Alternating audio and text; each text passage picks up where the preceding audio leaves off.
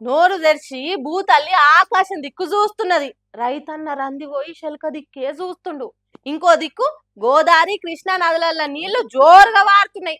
మరి కాంగ్రెస్ సర్కార్కు తెలివి లేదా, తెగువ లేదా, సోయి లేదా, సొంత ఆలోచన లేదా, సర్కార్ను నడుపుడు తెలుస్తలేదా, సౌలతున్నది కనుతలేరా, ఎందుకు ఇంత అశ్రద్ధ చేస్తున్నదో తెలుస్తలేదు.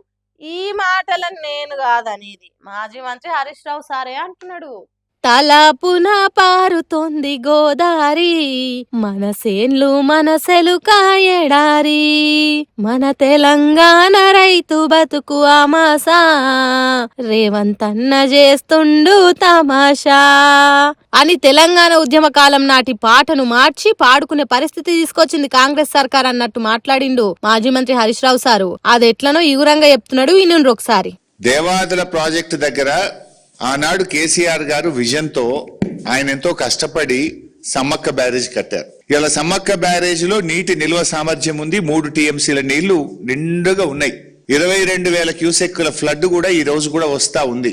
అంటే అన్ని ఉండి కూడా నీళ్లు ఎత్తకుండా ఇలా కాంగ్రెస్ ప్రభుత్వం నిర్లక్ష్యం చేస్తా ఉంది. అంటే ఆయకట్టుకు సరిపడా నీళ్లు ఇవ్వగలిగే అవకాశం ఉన్నా కూడా ఈ ప్రభుత్వం యొక్క నిర్లక్ష్యం వల్ల ఇలా రైతాంగానికి పంటలు ఎండబెడుతున్న చాతగాని దద్దమ్మ ప్రభుత్వం ఈ కాంగ్రెస్ ప్రభుత్వం. మరి అంతే కదా, కరెంట్ ఉన్నా కూడా కట్టిక చీకట్లు ఎవరన్నా ఉంటారా? కుండ నిండా కూడున్నా కూడా ఉపాసం బంటాడా ఏడన్నా? బట్టలు బీరువల పెట్టి బరివాత ఏ నెత్తి మాసినోడైనా తిరుగుతాడా? కానీ కాంగ్రెస్ సర్కార్ అంతకంటే హీనమైన పాలన చేస్తున్నదని ఈడ్చి జడిచినట్టే చెప్పిండు మాజీ మంత్రి హరీష్ రావు సారు. ఇప్పటికిప్పుడు ప్రాజెక్టులు కట్టి నీళ్లు ఇయ్యుండ్రని ఎవరన్నా అంటున్నారా? కట్టి నీళ్లు పెట్టిన పొయ్యి తీరుగా కట్టిన ప్రాజెక్టులు ఉన్నాయి, ఖతర్నాక్ కాల్వలున్నాయి, కట్కలొత్తితే ఎత్తిపోసే మోటార్లున్నాయి.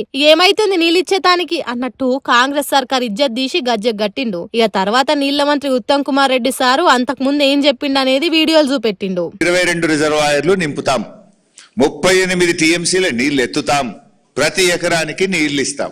వీళ్ళ మాటలు నమ్మి రైతులు నార్మల్ పోసుకున్నారు. మంత్రి కదా చెప్పింది, నీళ్ల మంత్రి కదా చెప్పింది, జిల్లా ఇన్ఛార్జి మంత్రి కదా చెప్పింది. వీళ్ళ మాటలు నమ్మి నార్మల్ పోసుకుంటే ఇప్పుడు ఏం చేస్తున్నారు? నీళ్లు ఇవ్వట్లేదు, నీళ్లు ఎత్తడం లేదు, రైతాంగానికి నీళ్లు ఇవ్వడం లేదు. ఇలా పరిస్థితి ఏంటంటే మొత్తం నార్మల్ ముదిరిపోతా ఉన్నాయి. ముదిరిపోవా? వేయాల్సిన టైంకు నాట్లు వేయకుంటే నారు ముదిరిపోతది. పాపం ఆ నారుకు తెలవదా కాంగ్రెస్ పార్టీ వాళ్ళ మాటలు? చెప్పేది ఒకటి చేసేది ఇంకోటి అన్నట్టు ఉంటదని అనుకుంటురంట.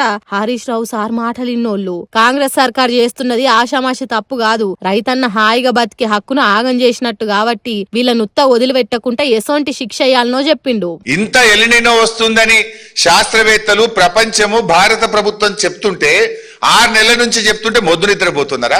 మెయింటెనెన్స్ వర్క్స్ చేసుకోరా? ట్రాన్స్ఫార్మర్లు రిపేర్స్ ఉంటే చేసుకోరా? ఎందుకు 10 మోటార్లు నడపడం లేదు? ఇది నేరపూరిత నిర్లక్ష్యం కాదా? నీళ్లుండి కూడా ఎత్తకపోవడానికి ఇవాళ ఏం చేయాలి? మిమ్మల్ని నీళ్లు కండ్ల ముందు నీళ్లు ఉండగా కూడా ఒడిసి పెట్టాల్సింది పోయి మీరు కిందికి విడిచిపెడుతుంటే మీకు ఉరి శిక్ష వేసినా తప్పలేదు. కాళేశ్వరం అంటే కుప్పగూలింది, ముట్టుకుంటే అదేదో జయరా అని పాపం చేసిన వాళ్ళం అయితం అన్నట్టు చేస్తున్నారు. మరి దేవాదుల కాడ మోటార్లు ఎందుకు ఆన్ చేస్తలేరు? వరంగల్లున్న చెరువులు, కుంటలు ఎందుకు నింపలేరు? పంటలు ఎండుతుంటే పలగవాడి నవ్వినట్టు చేస్తున్నారు ఎందుకు? రక్తం జల్లితే పంటలు వండుతాయని ఫాల్తు మాటలు ఎందుకు మాట్లాడుతున్నారని సర్కార్ ఈపు మీద జర్షిగొట్టినంత పనిచేసిండు. వరంగల్ రైతులు పడుతున్న గోసలు చూసి హైదరాబాద్ లున్న తెలంగాణ భవన్ ల ప్రెస్ మీట్ పెట్టి ఇగో గీ తీర్లాడ్చుకున్నాడు. రాళ్లు చెవులల్ల పెట్టొత్తినంత పనిచేసిండు. ఆయన కాంగ్రెస్ సర్కార్లు ఏమన్నా కదలికి వస్తుందో, కిందికి పోతున్న గోదావరి నీళ్లను తెలంగాణ గడ్డకు మాల్పుతుందో చూడాలిగా.